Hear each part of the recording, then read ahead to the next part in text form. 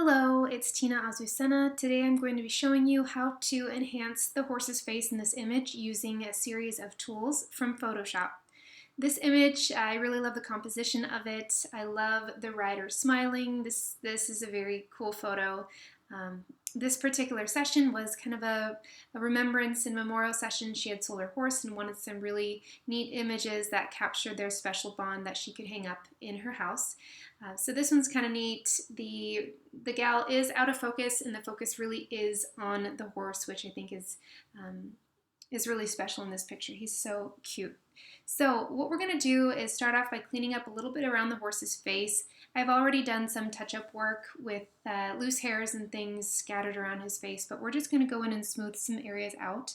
So first thing, you're going to want to create a copy of that background layer and create a clean layer and step over here to the healing brush tool.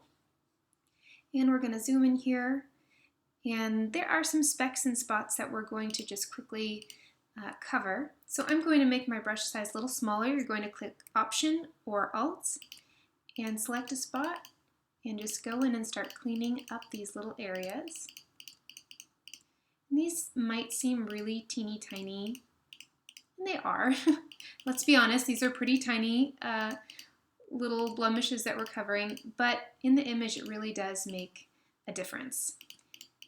And I'm sure a lot of you at home who have horses see these images of these perfect looking horses with really flawless faces, and you spend hours brushing yours and there's always stray hairs and you can't imagine how it would ever photograph beautifully, but that's because there are so many tools that photographers use to etch out blemishes and do things on the back end that make your horse look really beautiful.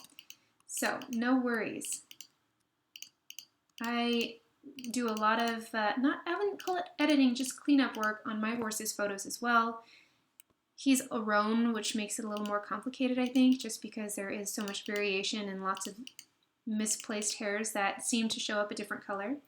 So just quickly, you guys, here's a before and here's an after on a photo that really looked pretty clean to start with. So I'm just going to do a little more work over here. I'll try and pick up the pace a little bit, but I just want this horse's face to look very smooth and beautiful. This wasn't the best lighting scenario to take a really gorgeous photo with light that'll help kind of do a lot of this naturally. So knowing the tricks to be able to do this at home is super helpful because you aren't always able to have the optimal light to be able to do this straight from your camera. Okay, so here's a before and here's an after.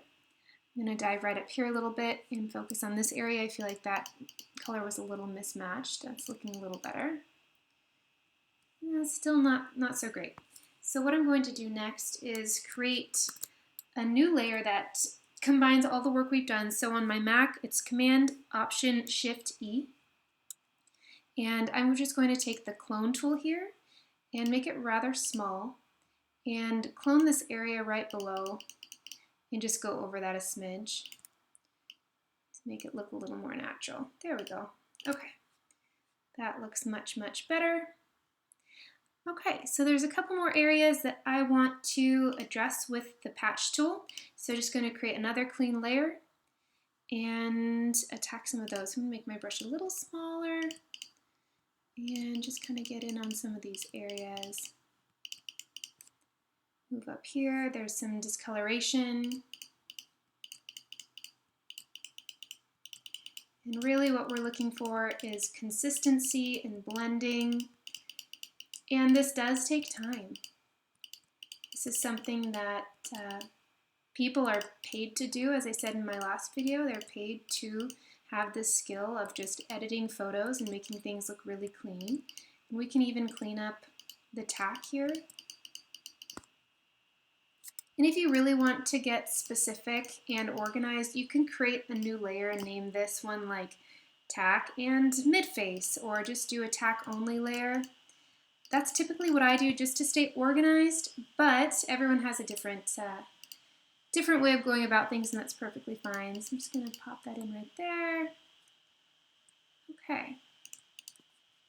So let's just show you a quick before and after of that blemish removal.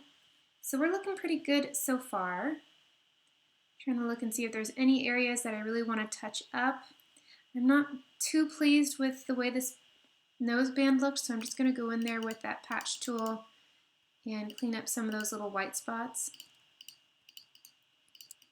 I do recommend always cleaning your tack before your photo shoots. Sometimes you don't have time, and sometimes this happens a lot. You are planning on wearing a particular tack item, and let's say you're going to use your show bridle. And you don't really realize, but your horse salivates a lot when it wears the bridle, and maybe when you're riding it's not something that you pay attention to very often, but in photos you're like, oh shoot, that's not going to work out. So oftentimes you have to change what you originally thought you were going to be wearing or your horse is going to be wearing. So making sure a lot of your tack is cleaned can be super helpful. All right, huge improvement there. So I'm just going to collect these layers and group them so we can see a before and after of the horse's face. I think that looks pretty great. Okay, so next thing we're going to do is, actually this is bothering me, I'm going to clean up the ear here real quick with just a little patching work. You can spend a lot of time on the ears too, but I have other things to show you. So we're going to skip that part for now. And we're going to move on to the curves.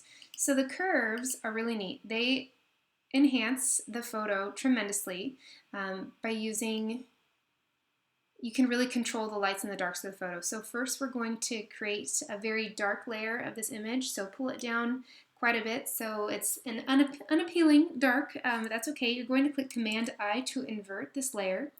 And you're going to select your paintbrush. Set it to white because when we paint white onto a masked black layer, it's going to show that darker layer that we just applied. So I'm going to set my hardness at 0. I'm going to bump this up to about 500. I'm going to keep my flow around 50, opacity, let's do 35. And we're just going to start kind of contouring a little bit with this horse. I always like to emphasize the jowl line and any features that are a little darker on the horse. It's a little small. Yeah. So with just a few clicks, you guys, we're already giving this horse a lot more dimension in his face. Let's bump the opacity up a little bit around the eyes. I love horses' eyes. I love the folds and the lines and the wrinkles. I really think it shows a lot of emotion in the horse. So I always like to play that up as much as possible because it's so sweet.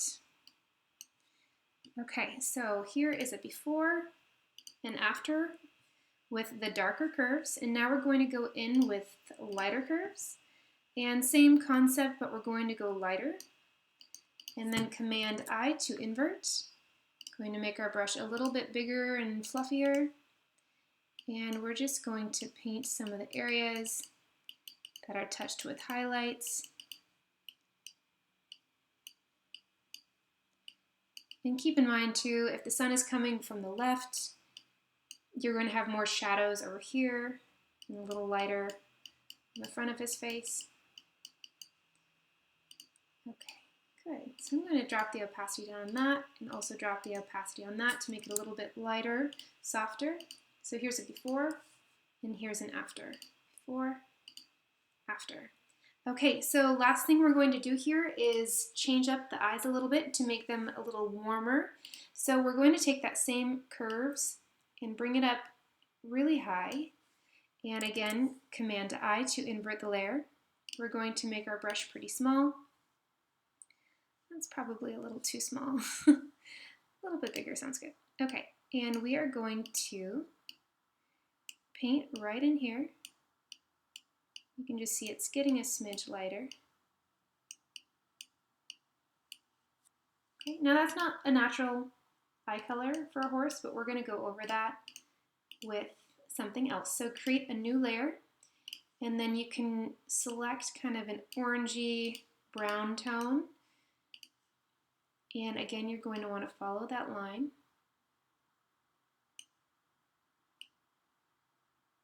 Right, this looks a little crazy, but bear with me. Okay, and then you'll go to overlay. And you'll reduce the opacity. So that adds in some really nice brown warmth to your horse's eye. All right, we'll go ahead and group that so you can see together how that looks. Super. Okay, so I'm going to combine all these so we can do a before and after. So before, after, before, after. We'll zoom in here so you can really see the detail. Make sure to look at here the nose band, the face, check out some of the features around the eye.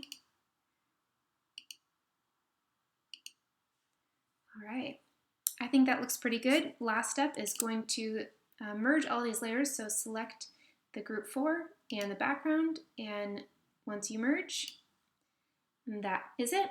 All right, you guys, I hope you enjoyed watching and learned a couple tricks. If you have any questions or comments, please feel free to message me directly. Bye-bye.